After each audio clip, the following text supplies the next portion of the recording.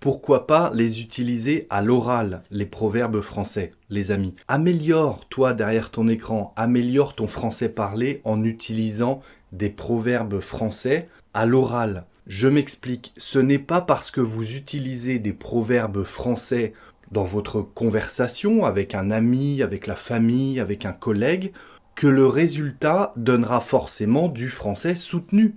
Les proverbes en français ne sont pas réservés au langage soutenu, ils ne sont pas réservés à l'écrit du tout. Et au contraire, si vous glissez dans une phrase, dans une conversation, un proverbe français, ce sera la petite touche personnelle, la cerise sur le gâteau, qui montrera à votre interlocuteur que vous la maîtrisez, cette langue française. C'est parti pour le premier. Quand on veut dire qu'à l'origine d'une rumeur, il y a toujours quelque chose de vrai. Tout événement a une cause, d'accord ? C'est le rapport entre la cause et la conséquence. Eh bien, plutôt que de parler de cause et de conséquences, etc., on peut tout simplement dire, ce proverbe français, les amis, il n'y a pas de fumée sans feu.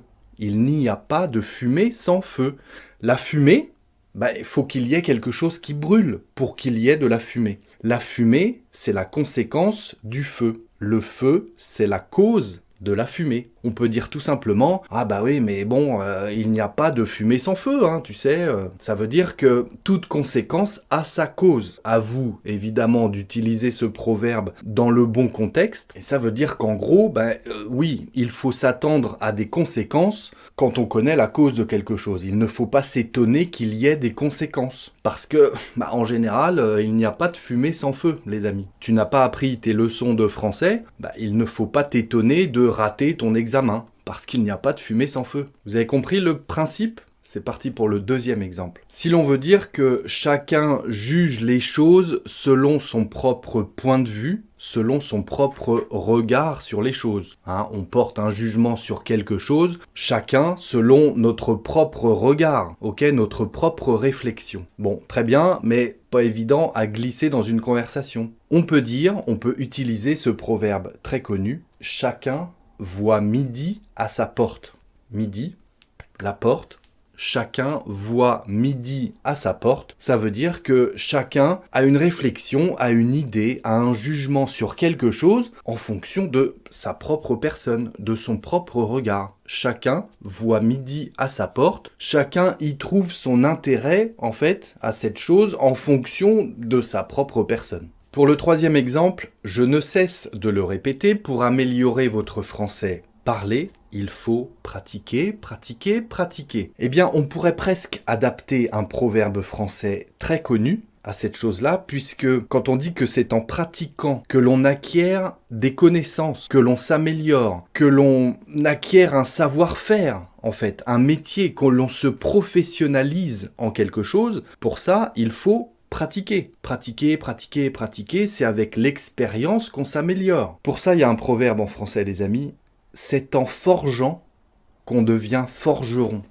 Un forgeron, c'est un artisan qui travaille de ses mains, qui travaille le métal. Le verbe, c'est forger. Eh bien, c'est en forgeant qu'on devient forgeron. Ça veut dire que c'est en pratiquant le métier qu'on se professionnalise, qu'on devient officiellement forgeron. Alors, ça marche avec beaucoup de choses. Si tu veux améliorer ton français, je te l'ai dit, il faut pratiquer, il faut parler, parler, parler. Eh bien, plutôt que d'essayer de faire une longue phrase pour dire ça, vous pouvez dire, dans n'importe quel contexte, mais tu sais, c'est en forgeant qu'on devient forgeron. C'est un proverbe très connu, si vous l'utilisez, franchement, bravo, c'est la classe. Un quatrième exemple, pour dire que, en général, avec les gens qu'on rencontre, etc., il ne faut jamais se fier aux apparences. Ce n'est pas, par exemple, parce que quelqu'un est très mal habillé, ou démodé, ou présente très mal, les cheveux très mal lavés, très mal coupés, je ne sais quoi. En général, on dit, il ne faut pas se fier aux apparences. Ça veut dire qu'une personne comme ça,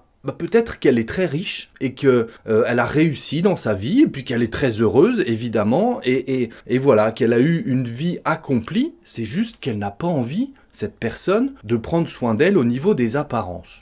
Bref, il ne faut pas se fier aux apparences. Bon, ok, il y a un dicton pour dire ça. On dit l'habit, donc l'habit, s'habiller, le vêtement en fait. L'habit ne fait pas le moine. L'habit ne fait pas le moine. un moine, hein, cette personne religieuse, vous savez, l'habit des moines, hein, eh bien on dit l'habit ne fait pas le moine, il ne faut pas se fier aux apparences. Eh ouais, mais tu vois, l'habit ne fait pas le moine, hein. Un cinquième exemple pour parler, par exemple, des relations de couple.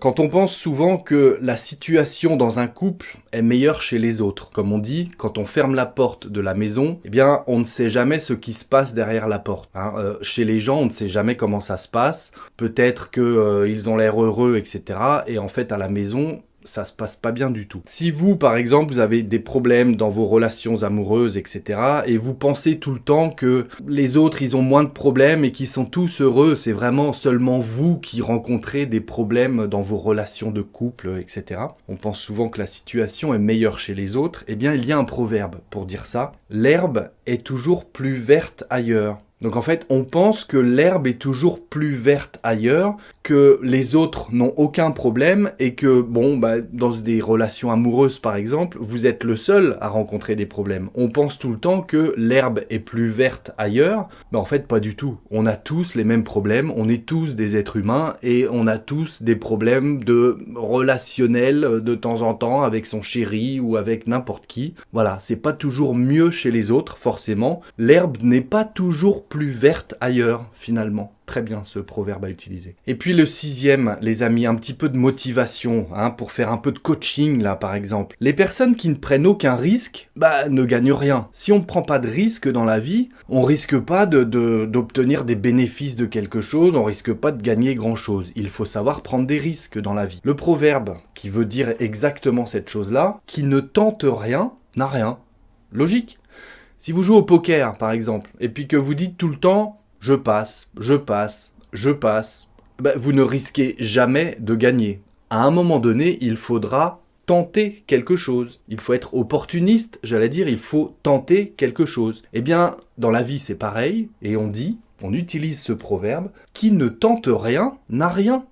Il faut savoir tenter. Il faut être opportuniste pour gagner quelque chose à un moment donné. Ok, sinon, qui ne tente rien, n'a rien. Voilà les amis, 6 proverbes que vous devez apprendre, je vous fais confiance et j'attends vos exemples dans les commentaires de cette vidéo, évidemment. Si cette leçon vous a plu, vous le savez, un petit pouce, ça fait toujours plaisir et en plus, ça m'aide énormément au niveau de YouTube. Vous savez comment ça fonctionne. Si vous en voulez d'autres, j'en ai plein d'autres, des proverbes comme ça.